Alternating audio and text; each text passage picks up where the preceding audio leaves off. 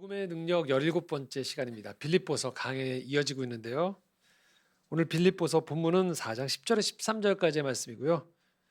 내가 모든 것을 할 수 있느니라 라는 제목으로 함께 은혜를 나누도록 하겠습니다. 어린 시절에 우리는 꿈을 참 많이 꿉니다. 대체로 긍정적인 꿈을 많이 꾸죠. 미래에 내가 뭔가 큰 일을 이 세상 가운데 할 수 있을 거라는 기대, 바램, 또 소망을 가져보는 거죠. 그러다가 우리가 점점 성인이 되어지면서 세상을 만납니다.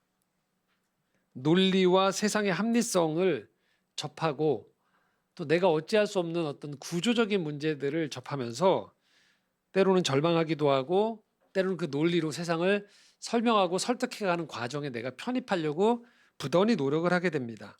세상은 논리와 합리성이 무척 중요하다고 여겨지는 거죠. 자, 보통의 이 세상을 살아가는 가운데 저도 많은 사람들을 만나는데요. 보통 사람들이 이 지점에서 그냥 멈춰버려요. 눈에 보이는 합리성과 논리로 이것들을 정확히 재단하는 거죠. 숫자로요. 그래서 그렇게 되면 이런 것들이 되게 중요해집니다. 집이 몇 평인가? 연봉이 얼마인가? 또 어느 대학을 나왔는가? 당신 직업은 뭔가? 중요하지 않다는 게 아닙니다. 그냥 그 세계만 머물게 되는 거예요. 자, 이 세계의 원리는요, 철저히 예측이 가능해요. 통제가 가능합니다. 그렇기 때문에 중요한 건 이 세계는 유지해 나가는 게 최선이에요. 이 대열에서 이탈하면 실패자인 거예요. 그러나 우리는 인생을 좀 더 많이 살아보게 되어지거나 또 어떤 삶의 형편 가운데에서 경험하면 그것이 인생의 전부일 수 없다라는 것, 일정 부분에 대단히 중요한 요소이지만 그것이 전부가 아니라는 것을 알게 되어져요. 숫자와 논리, 또 합리성이 전부일 수 없다라는 걸 깨닫게 되는 거죠. 그 세계는 의식 너머의 무의식의 세계이기도 하고요.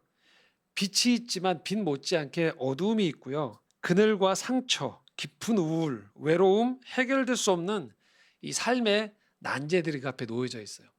하면 된다가 아니에요. 해도 안 되는 게 있다는 걸 보게 돼요. 자, 이때 우리에게 선택권이 주어집니다. 어떤 선택권이냐? 한 가지 선택은요. 세상에 대해서 공평하지 않다고 얘기하는 거예요. 그리고 내가 운이 나빴다고 얘기하는 거예요. 남의 인생을 쳐다보면서 비교하고 부러워하거나 성공해 또는 성공한 사람들은 성공을 만끽하고 도취되어지는 거죠. 내가 그럴 자격이 있다라고만 여기는 것이죠. 그렇기 때문에 더 열심히 살아야 되는 거예요. 내게 주어진 인생의 시간들을. 다른 선택이 있어요. 이런 어두움이나 그늘 상처, 깊은 우울들이 내게 산재해 있고 해결이 안 되어지는 지점들이 있을 때 이걸 외부의 탓으로 또는 운의 탓으로 돌리지 않고요. 이것을 적극적으로 내 삶 안으로 가지고 들어오는 거예요. 말도 안 되게 어려운 가정 형편이 있을 수 있어요. 태어나고 보니까. 살아오면서 나의 선이나 최선 너머에서 어떤 부당함이 침해하는 거예요. 그래서 내가 삶의 모서리로 밀려나가는 것 같은 억울함이 있는 거예요. 저 사람들은 중심에 있는 것 같은데 나보다 훨씬 실력이 좋지 않거나 최선을 안 하는 것 같은 사람들인데 그들이 중심에 있고 내가 자꾸만 삶의 모서리로 나가는 것 같은 거예요. 억울하죠. 최선을 다했지만 늘 쳇바퀴 도는 것 같은 도무지 삶이 이런 쳇바퀴 도는 삶이 안 끝날 것 같은 답답함, 막막함이 주어질 때가 있다는 거예요. 근데 이걸 내 삶으로 끌어들인다는 거예요. 부정하지 않는다는 거예요. 이게 내게 주어진 삶의 경험의 일부라고 받아들이는 거예요. 자, 주저앉으라는 얘기일까요? 아닙니다. 이걸 적극적으로 받아들이되 거기에 머물러 있지 않는다는 걸 말하는 거예요. 그러면 그렇게 되어질 때 삶에서 점점 현상이 하나 일어나는데요. 원망이 자꾸 줄어들어요.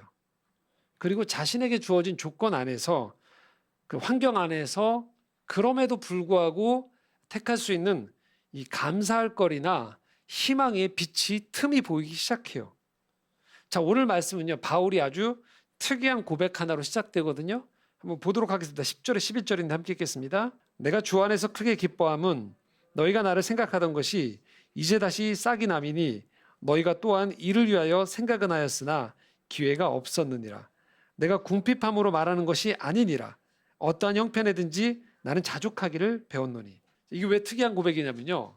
이 상황이 어떤 상황이냐면 빌립보 교회가 선교사로 있는 바울에게 지금 후원을 해준 거예요. 돈을 줬단 말이에요. 바울이 기뻐하다고 표현하고 있어요. 자, 우린 표면적으로 이렇게 생각했죠. 돈 받았으니까 기뻐하겠지. 그런데 여기서 우리가 일반적인 여러분 주변에서 이런 얘기하면 이게 욕먹는 소리를 하고 있어요. 바울이. 어떤 얘기냐면요. 지금 바울에게 빌립보 교회가 돈을 줬거든요. 후원금을 줬어요. 당신을 향해서. 바울이 그걸 받았어요. 돈을 받았단 말이에요. 근데 바울이 지금 뭐라고 얘기하는 거냐면 내가 돈을 받아서 기쁜 게 아니고 너희들이 돈을 줄 아는 사람이 돼서 내가 기쁘다고 얘기하는 거예요. 돈은 받았는데. 그러니까 너희들이 내가 하는 선교 사역을 기억하고 그 기억한 것을 돈이라는 후원금이라는 구체적인 결과물을 가지고서 나에게 실행에 옮겼다는 것, 너희들이 그런 사람이 됐다는 게 기쁘다는 거예요. 11절에 이렇게 얘기하는 거예요. 그래서 내가 궁핍한데 너희들이 지금 내가 궁핍해서 이런 얘기하는 게 아니라는 거예요. 너희들이 후원해줘서 고맙다는 게 아니라는 거예요. 왜냐하면 바울이 지금 이렇게 11절 하반절에 이렇게 표현하고 있습니다. 나는 어떤 형편에든지 자족, 스스로 만족하기를 배운 사람이라는 거예요. 자, 만약에 바울이 특정한 어떤 형편에 처했을 때 그것을 인생의 성공으로 여기고 감사로 여기고 우리가 흔히 말하는 기도 응답으로 여긴다라면 그런 사람이란 바울은 지금 위선자인 거예요. 그걸 채워줬는데 마치 난 이거 필요하지 않은 사람이라고 얘기한다라면. 그런데 만약에 바울이 어떠한 형편에든지 그 상관없이 그는 만족하기를 배운 사람, 그게 자기한테 체득된 사람이라면 바울은 지금 우리가 일반적인 이 논리와 수의 세계와는 다른 차원을 본 사람이란 얘기인 거예요. 자, 이 지점이 우리를 당황시킬 수 있어요. 왜 그러냐면 실제 바울은 지금 우리가 흔히 말하는 것과 좀 다른 차원을 얘기하는 거거든요. 뭐냐면 우리가 당황스러운 건 어떠한 형편에든지 자족하는 사람이 되는 것, 그게 바울이야. 그리고 바울이 지금 사실은 그런 사람으로 성도들이 되어지길 바란단 말이죠. 그럼 우리 이렇게 생각할 수 있거든요. 이럴 거면 뭐하라 믿나. 하나님이 뭔가 내가 원하는 걸 들어주셔야지만 믿을 만한 분이지. 기도는 했는데 안 들어준 상태에서 고백하는 게 나는 어떤 형편이든지 자족하기를 배우는 사람, 만족하는 사람이 되어지는 것. 그럼 뭐하러 기도를 하고 뭐하러 예배를 드리고 뭐하러 그분을 향해서 헌신을 하는가라고 생각할 수 있는 거예요. 이건 뭐 어떤 형편에 잘 되든 못 되든 나는 만족하기를 배웠습니다. 그런 거 있잖아요. 감사일기 매일 쓰라고 하루에 5가지씩 쓰라고. 이렇게 생각할 수 있어요. 이거 너무 패배주의적인 거 아닌가? 환경에 순응하는 거 아닌가? 우리 직장 상사가 너무 힘든 사람이에요. 근데 바울의 이 말씀을 그대로 적용해서 나는 어떤 형편이든지 자족하기를 배웠노라. 그래서 저 못된 상사 앞에서 나를 힘들게 하는 상사 앞에서도 나는 감사거리를 찾아서 그래 이 어려운데 내가 일자리가 있는 게 어디 있는가? 건강을 주셔서 얼마나 감사한가? 저 상사가 나를 찌르고 있는데 나를 죽이지 않아서 얼마나 감사한가? 자족하기를 배우는 거 이런 식으로 착각할 수 있는 거예요. 환경에 순응하는 거를. 자, 12절에 가면 이 오해가 벗겨집니다. 함께 읽겠습니다. 나는 비철에 처할 줄도 알고 풍부에 처할 줄도 알아 모든 일 곧 배부름과 배고픔과 풍부와 궁핍에도 처할 줄 아는 일체의 비결을 배웠노라. 바울이 뭐라고 얘기하는 거냐면 나도 지금 가난하고 비참한 상태에 빠져봤다는 거예요. 그리고 풍부한 상태에도 거해봤다라는 거예요. 실제 바울의 삶은 그렇거든요. 부활한 예수 그리스도를 만나기 전에 바리새인으로서 종교 지도자로서 존경을 받기도 하고 그가 그 당시에 가말리엘이라는 아주 뛰어난 바리새파 이 지도자에게서 수학을 받았던 엘리트였어요. 그는 종교적 삶에서의 만족이 뭔지 평안이 뭔지를 아는 사람이었어요. 더불어서 부활한 예수 그리스도를 인해서 선교 사역 가운데에서 40에 감한 매, 39대의 매를 계속 맞고 돌을 맞고 죽을 위험에 처하고 풍당을 받고 온갖 고난에 다 처해봤어요. 실제 모든 경험을 다 해봤단 말이에요. 자, 그럼 차이가 무엇인가? 그것은요, 가난하고 비참한 상태에 빠져 있다고 바울이요, 자기를 진짜 망한 사람이라고 생각하지 않는다는 거예요. 풍부에 처했다고 해서요, 내가 진짜 부자라고 이 부가 나하고 동일시하지 않는다라는 거예요. 그러니까 그 속에 함몰되지 않는다라는 거예요. 상황에 따라서 주어진 것이라고 인식하는 거예요. 바울에게는 사명이 있어요. 그걸 전하다 보면 어떤 곳에서는 대접을 잘 받을 수도 있는 거예요. 풍족할 수도 있는 거예요. 잠도 잘 잘 수 있고요. 환대를 받을 수 있어요. 그런데 어떤 곳에서는요, 무척 빈약해요. 공격을 받기도 하고요. 가난한 사람들 속에서 힘들게 끼니 걱정을 해야 될 때도 있다라는 거예요. 그런데 바울은 지금 이렇게 얘기하는 거예요. 그것 때문에 내게 주어진 사명이 약화되지 않는다는 거예요. 바울 스스로 자기가 어떤 존재인지를 환경 때문에 누가 주어진 것 때문에 우쭐대거나 자기 연민에 빠지지 않는다는 거예요.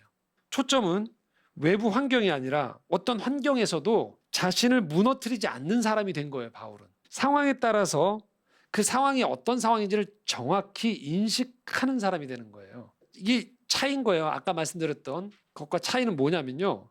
바울은 이 환경이 열악한데 그것을 열악한데 갑자기 이거를 풍족하다고 정신 착각을 하는 게 아니에요. 바울은 열악하면요. 열악하다는 걸 알고 있는 사람인 거예요. 이거 굉장히 열악하구나. 어떤 일을 만났어요. 힘들면요. 이거 힘들구나라고 생각하는 거예요. 힘든 일을 힘들지 않다라고 최면을 거는 게 아니에요. 좋은 순간이 와요. 행복한 게 와요. 그러면 내가 교만하면 안 되지. 이 지구상에 어려운 사람이 있으니까 내가 이거 누릴 자격이 없지가 아니고요. 누릴 땐 누리는 거예요. 근데 그게 전부가 아니란 걸 아는 거예요. 지금 좋은 순간이 와요. 인생에. 그러면 이게 영원하다는 게 아니고요. 지금 인생에 하나님께서 좋은 순간을 허락하셨구나라고 그렇게 인식하라는 거예요. 우리에게 인생에 주어진 순간순간들에 대해서 정확히 우리가 인식하는 가운데 우리가 흐트러지지 않는다는 걸 말하는 거예요.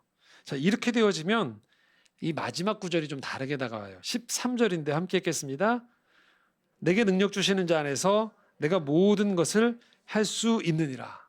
청소년 시절에 이 말씀 듣고서 너무 감격스럽거든요. 하나님과 함께 하라면 못할 일이 없구나. 정말 감동하거든요. 그리고 점점 이제 사회생활 하면서 이거 사기구나. 다 못하는데 모든 것을 다 할 수 있다고 했는데 이거 다 못하는데라고 생각하잖아요. 뭘까? 이 구절 잘 보셔야 돼요, 여러분. 그래서 바울이 이 직전에 뭐라고 했어요? 비천에 처할 줄도 안다고 했잖아요. 여러분, 하나님 안에 있으면 여러분들이 어떤 일을 하더라도 못하는 게 없다라는 게 아니에요. 못하는 건 못하는 겁니다, 여러분. 13절에 앞에 뭐라고 써 있어요? 누구에게 능력을 주죠? 내게예요. 그러니까 내게 능력 주시는 자예요. 자, 이 말은 뭐냐면요. 하나님이 우리가 지금 착각하는 건 모든 사람에게 주는 능력을 내게도 준다가 아니에요. 누구한테 준다고요? 내게예요. 그러니까 다른 사람이 아니고 나한테 맞는 능력을 주신다는 거예요. 아무거나 다 한다는 게 아니고 여기가 미리 이 한정을 지어놨어요. 이게 하나님이 여러분을 잘 아세요. 그래서 여러분에게 최적화된 능력을 주신다는 거예요. 다른 사람에게 줄 능력을 여러분한테 다 긁어다 주시는 게 아니고요. 여러분이 살아가는 데 필요한 능력을 주신다는 거예요. 그러니까 내가 살아가는 데 있어서 내게 인생에서 필요한 만큼의 능력을 주시니까 뭐예요? 나는 내 능력 안에서 내게 주어진 소명 안에서 내 삶의 환경 안에서 뭐 한다는 거예요? 모든 것을 할 수 있다는 거예요. 그래서 사실 이 말씀을 우리가 대단히 착각하는 게 어떤 거냐면 여기에서 모든 것을 할 수 있다는 것은요. 사실 이 얘기하고 있는 거예요. 못하는 건 못한다는 거예요. 그게 핵심이에요. 여기에는 다 한다는 게 아니고요. 다 못한다가 핵심이에요, 여러분. 여러분들이 세상의 모든 걸 다 아는 사람이 아니라는 거예요. 여러분은 못하는 게 많은 사람인 거예요. 그리고 안 해도 되는 게 많은 사람인 거예요. 신경 쓰지 않아도 되는 일이 여러분한테 많으신 거예요. 여러분이 최선을 다해도 안 되는 일은 안 되는 거예요. 여러분이 할 수 있는 게 제한적이란 말이에요. 만약에 그런데 그게 여러분들이 해야 되는 일이라면 어떻다는 거예요? 하나님이 능력을 주신다는 거예요. 할 수 있게 도와주신다는 거예요. 어떤 누가 방해가 찾아와도 그 일이 하나님이 허락하신 일이라면 여러분이 먼저 손을 놓지 않는다면 그 일은 반드시 된다는 거예요. 아무거나 다 끌고 들어와서 저 사람 하는 거, 저 사람이 가지고 누리고 있는 거 나한테도 주세요. 그거 끌고 오는 게 내 몫이 아닌 거예요. 여러분들이 아무리 직장에서 최선을 다해도요. 직장의 분위기가 안 좋아질 수 있다니까요. 여러분들 모든 사람의 마음을 다 얻을 수 있는 게 아니니까요. 여러분의 선행으로, 친절로. 여러분들 모든 걸 다 한다고 해서요. 일가 친척과 여러분 관계들이 다 평화롭지 않을 수 있어요. 여러분이 아무리 공부를 열심히 하셔도요. 되는 게 있고 안 되는 게 있어요. 근데 다른 건 잘할 수 있어요. 그래서 이 말씀은요. 한편으로는 잘 보셔야 돼요. 못하는 게 우리 너무 많은 사람이라는 거예요. 안 해도 되는 게 너무 많다는 얘기예요. 세상에 있는 모든 만물과 만사들을 다 내가 책임지고 끌어안고 그것들 속에서 부러워하고 경쟁하고 그래서 모든 사람이 무대 위에 올라가서 산다는 게 아니라는 거예요. 인생의 어떤 시기엔 비천에 처할 수도 있다라는 거예요. 인생의 어떤 시기에서는 내가 했던 것 너머에서의 풍요를 누릴 수도 있는 거예요. 근데 그게 영원하진 않은 거예요. 그리고 지금 내게 너무 좋은 사람이 있어요. 너무너무 좋은 사람들이 있어요. 근데 어떤 때에는 나를 너무 힘들게 하는 사람이 내 주변에 있을 수 있다는 거예요. 그런데 아무리 힘들게 하는 사람이라도 이 사람을 내게 붙인 사람이란 뭐예요? 내가 이 사람과 지낼 수 있다라는 거예요.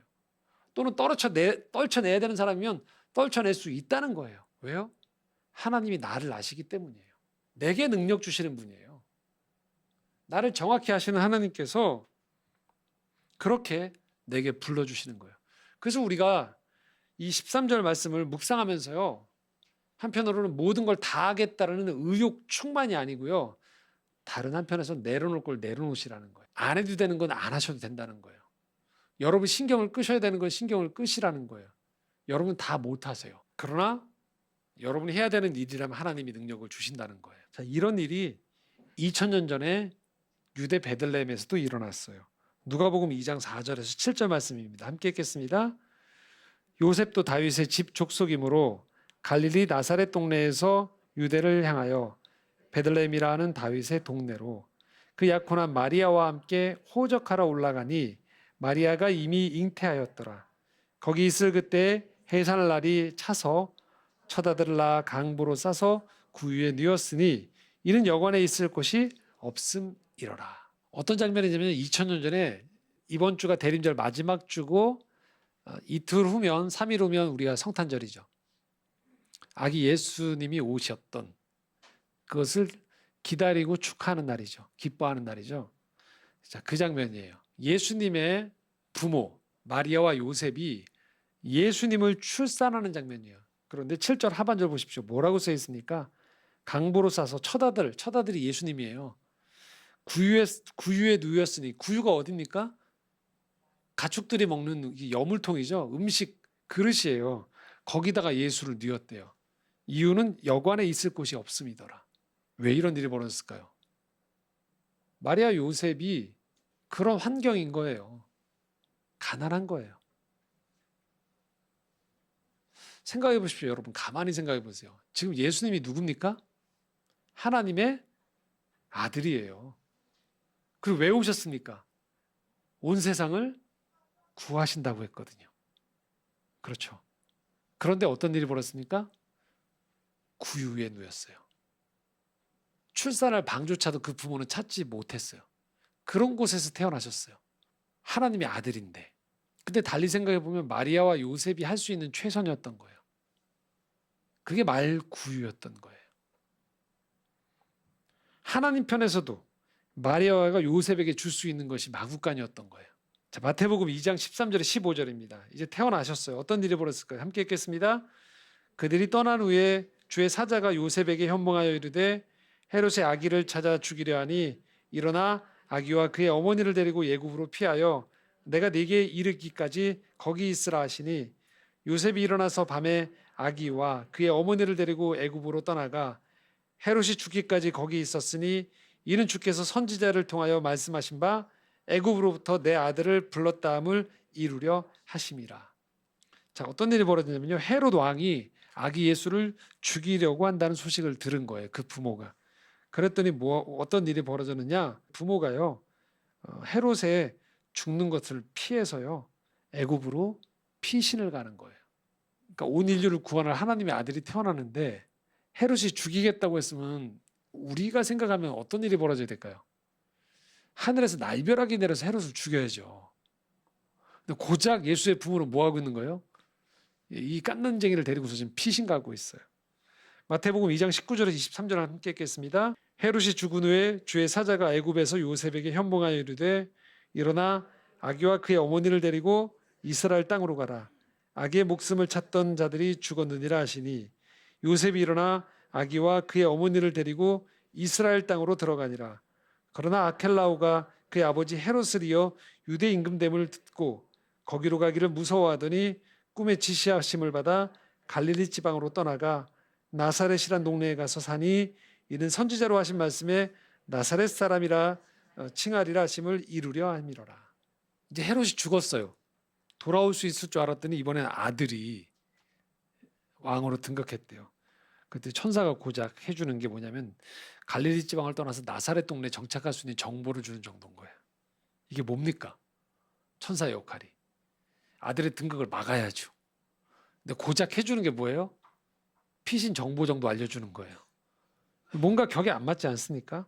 또는 예수님이 온 인류의 구세주 아버지면 요셉이 좀 용맹스러워야 되는데 여기에 무서워라고 표현되어 있어요. 무서워하고 있어요. 간신히 자기 아들을 구출해낸 거예요. 부모로서. 기왕 도와주실 거면 처음부터 헤롯을 죽이시던가 아들을 죽이시던가, 그리고 이들을 좌우의 천사로 불기둥과 구름기둥처럼 구약처럼 막아주시던가, 고작 피난길을 떠나도록 하는 거예요. 구세주의 부모가 됐다고 해서 부모로서의 책임이 면제되지 않는다는 거예요. 잘 보시면 인도함을 받았다는 거예요. 그의 삶의 자리에서요. 삶에서 무소불위의 힘을 가지고 기적을 행사하면서 예수의 부모가 내가 구세주의 부모다라고 하면서 칭송받으면서 존경하며 살았던 게 아니라는 거예요. 우리가 알다시피 역사의 어느 시점에서 요셉은 또 죽습니다. 마리아와 혼자 아들 예수를 키우게 되는 거예요. 이 신혼부부가 할 수 있는 것은 육신의 부모로서 자신에게 처해 있는 환경 가운데 최선을 다해서 아들을 살리려고 노력했던 것, 피신을 가서라도. 그게 전부였던 거예요. 그런데 놀랍게도 성경은 이 과정을 통해서 메시아가 오시면 이럴 것이다 라는 예언자들의 예언이 성취됐다고 얘기해요. 나사렛에서 자란다라는 것들.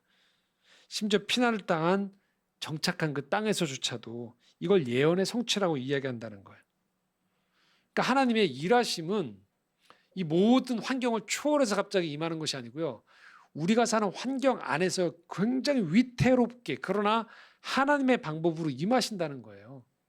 모든 것들이 대로가 다 열리고 하나도 나를 방해하는 것이 없는 것이 아니고, 끊임없이 엉겅퀴와 가시덤불과 커다란 돌멩이가 있고 그걸 내가 치우면서 가도록 하는 거예요. 근데 만약 그 길이 내가 가야 되는 길이면 하나님은 치울 수 있는 힘을 나에게 주신다는 거예요. 치워야 되는 지혜를 주시는 거예요. 그거 극복할 만큼, 다른 온 세상을 구할 용기는 아니더라도 내게 주어진 이 과제를 넘어갈 만큼의 용기는 주신다는 거예요. 우리가 성탄이 다가올 때 그런 생각을 하게 돼요. 과연 예수님이 이 땅에 오셨는데 왜 여전히 세상은 전쟁이 있고, 왜 기근이 있고 많은 불합리함이 이 세상에 있는가? 그리고 왜 나는 예수님을 믿고 있는데 올 한 해를 돌아봤을 때 모든 것들이 아주 순적하게 모든 것들이 다 풀려가기보다는 상당히 갈등도 많았고 삶의 웅덩이도 많았고 그늘도 왜 이렇게 많았을까라고 생각할 수 있는 거예요. 그런데 우리가 믿음의 눈으로 다시 보자는 거예요. 우리의 2024년 이 대림절 12월 22일까지 오기까지 하나님은 여기까지 올 수 있도록 여러분에게 능력을 주셨어요. 도와주셨어요. 그래서 여기까지 우리가 올 수 있었던 거예요. 그리고 여러분이 지금 예배를 드리시면서도 무거운 마음에 여러 과제들이 있으실 거예요. 근데 여러분들이 그걸 해야 된다라면 하나님은 여러분과 함께 하신다는 거예요. 2000년 전 마리아와 요셉과 함께 하셨던 하나님, 그것이 우리 인간의 눈으로 보기에는 피신처처럼 보였지만, 도피처처럼 보였지만 거기에는 엄밀한 하나님의 세심한 배려와 도우심이 있었다는 거예요. 보호하심이 있었다는 거예요. 그가 죽으면 인류의 구세주가 죽는 거예요. 그런데 그 위태로운 가난한 두 부부에게 마국간에서, 피신 가운데에서, 군대를 동원해서 보호하는 것도 아닌 이 무서워하는 부모를 통해서 하나님은 이 구세주를 보호하셨던 거예요. 우리 바람은 정말 나를 돕는 사람들이 사방 곳곳에서 달려나왔으면 좋겠지만, 그렇게 내가 성실하게 노력을 해야지만 한 사람이 내게 호의를 베풀까 말까 하는 환경들이 참 많은 거예요. 우리 자녀들도 기도 한번 해주면 그냥 모든 것들이 다 앞길이 갔으면 좋겠는데 모든 것들이, 부모의 수고들이 다 들어가죠. 그러면서 자기 몫을 살아가기 시작해요, 서서히. 그런데 그 속에서 하나님은 우리에게 힘을 주신다는 거예요. 왜 그럴까요? 내게 하나님이 삶을 주셨기 때문이에요. 내 삶이에요. 누구의 삶이 아니고요. 그건 하나님의 선물이에요. 그 선물을 우리가 선물답게 살아갈 수 있도록 하나님은 오늘도 힘을 주신다는 것입니다. 말씀을 정리하는데요. 제가 최근에 노래 하나 가사를 좀 감동받아서, 찬송가 가사는 아닌데요. 이거 아시는 분도 아실 텐데, 나는 반딧불이라는 노래인데, 나는 내가 빛나는 별인 줄 알았어요. 한 번도 의심한 적 없었죠. 몰랐어요. 난 내가 벌레라는 것을. 그래도 괜찮아, 난 눈부시니 하늘에서 떨어진 별인 줄 알았어요. 소원을 들어주는 작은 별. 몰랐어요. 난 내가 개똥벌레라는 것을. 그래도 괜찮아, 나는 빛날 테니까. 그러니까 자기가 빛나서 자기는 별인 줄 알았더니 알고 봤더니 개똥벌레라고요.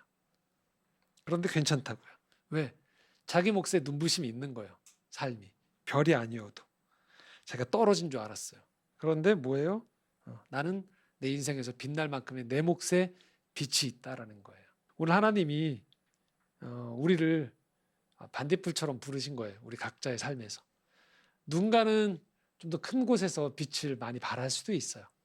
누군가는 내 삶이 고작 요 바운더리 안에서, 이 경계선 안에서 살아가는 것인가 하면서 때로는 좀 낙담할 수 있어요. 근데 중요한 건 하나님이 여러분의 인생 가운데 가장 적절한 걸 주신다는 거예요. 또한 여러분에게 만약에 비전을 주신다면 여러분 하실 수 있는 거예요. 너무 움츠러들지 마시고 도전하시라는 거예요. 그리고 열심히 했어요.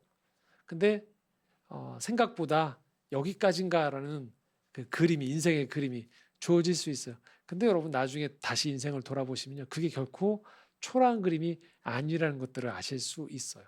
왜요? 하나님은 나를 잘 아세요. 그리고 오늘 내 인생 가운데 능력을 주세요. 그래서 우리 인생은 내가 해야 될 것들은 하나도 남김없이 다 하고 살 수 있도록 하나님이 허락하셨다라는 거예요. 내게 능력 주시는 자 안에서 나는 그래서 오늘도 내가 할 수 있는 모든 것을 다 할 수 있는 거예요. 안 해도 되시는 건 안 해도 돼요. 바라보지 않으셔야 되는 건 바라보지 않으셔도 돼요. 그건 그 사람의 인생이에요. 내게 주어진 삶의 소명 가운데에서 오늘도 하나님 앞에서 이 감사와 또 평강 가운데 또 자신감을 가지고 하루하루 믿음 안에 살아가시고 우리에게 이 기쁜 소식으로 찾아온 예수 그리스도를 맞이할 수 있는 성탄의 은혜가 여러분 가운데 임하기를 간절히 소망합니다. 기도드리겠습니다. 하나님, 오늘도 내 삶에 능력을 주심을 감사합니다. 내 삶에 소망을 주심을 감사합니다. 내 삶에 사랑을 주심을 감사합니다. 내 몫의 은혜, 내 몫의 삶이 있음을 기억하며 그렇게 내 몫으로 인생을 빛나게 살아갈 수 있기를 소망합니다.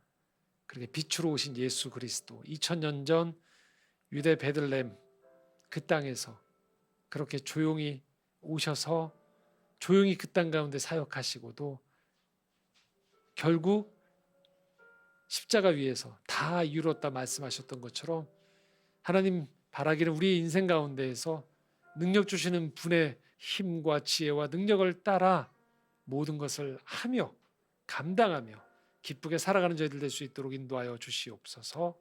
감사드리며 예수 그리스도의 이름으로 기도드리옵나이다. 아멘.